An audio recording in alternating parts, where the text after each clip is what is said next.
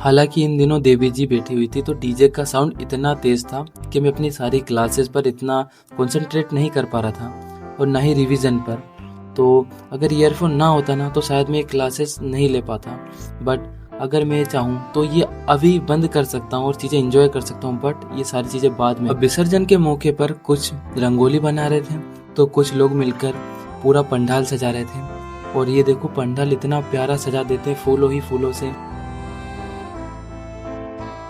इन सारी चीज़ों का अरेंजमेंट करवा देते हैं और इसके बाद हवन की तैयारी भी तो करना था। और सच कहूँ ना, हवन का एक बेस्ट पार्ट ओम शुक्राय नमः स्वाहा, ओम शनिश्चराय नमः स्वाहा। और मुझे हवन में बैठना इसलिए पसंद है क्योंकि जब मंत्र का उच्चारण होता है और इसके बाद हम साथ में मिलकर कहते हैं तथा समस्तं जगत्पाशी जगन्मयी महाविद्या महामाया महामेघा महास्मृति स्वाहा। हम सभी इतने ज़्यादा इमोशनली कनेक्ट हो जाते हैं किसी भी चीज़ से, बट हम ये नहीं सोच पाते कि जो चीज़ आई है वो चीज़ जाएगी और जो चीज़ गई है वो एक दिन ज़रूर आएगी।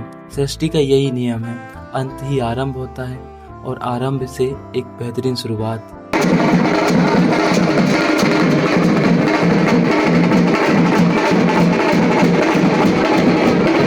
और यहीं पर हम सबकी एकता एक साथ दिखती है क्योंकि सभी के मन में हर्षोल्लास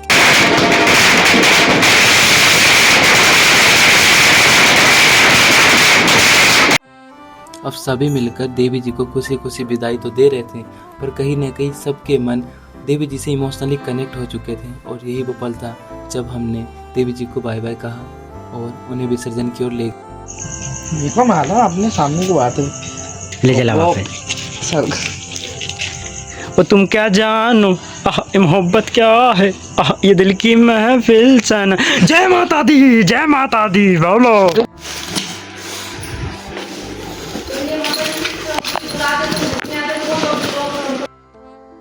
अब अगले ही दिन सारी पैकिंग करके महक के घर हम चले जाते हैं। लीजिए आपके लिए, ये लीजिए आपके लिए ज़ारा की राशि।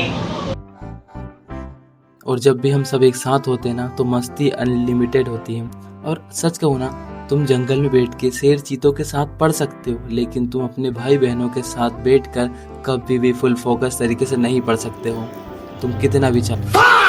अब जैसे तैसे मैं एक बार को इन सबको अपने रूम से बाहर भगा देता हूँ कि चलो जाओ और मुझे कंटिन्यू स्टडी करने दो, पर मैं अपनी एक क्लास कंप्लीट करता हूँ और इसी के बाद ये फिर से आ जाते हैं। ये वही जगह है जहाँ हम पहले रहा करते थे और यहाँ से हमारा पूरा गांव दिखा करता था। और इसी के साथ वो कुछ यादें, पुरानी यादें जो ताज़ा हो जाती हैं।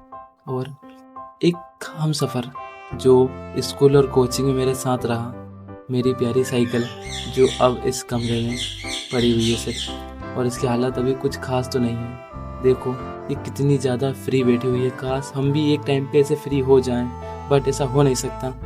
अब लेट नाइट आने के बाद मुझे पूरी नाइट स्टडी करना था क्योंकि अभी बाकी के टास्क नहीं हुए थे। इसी के साथ मैं चैलेंज देता हूँ कि इस बार पूरी 5 घंटे की स्टडी मैं कंप्लीट करूँगा, वो भी नाइट में, चाहे कितना भी टाइम हो जाए। और नाइट में ये सारी चीज़ें मैनेज करने के बाद हम पहुँच जाते हैं जिम की ओर। और आई प्रॉमिस जितना हो सकेगा मैं ब्लॉग लाऊंगा।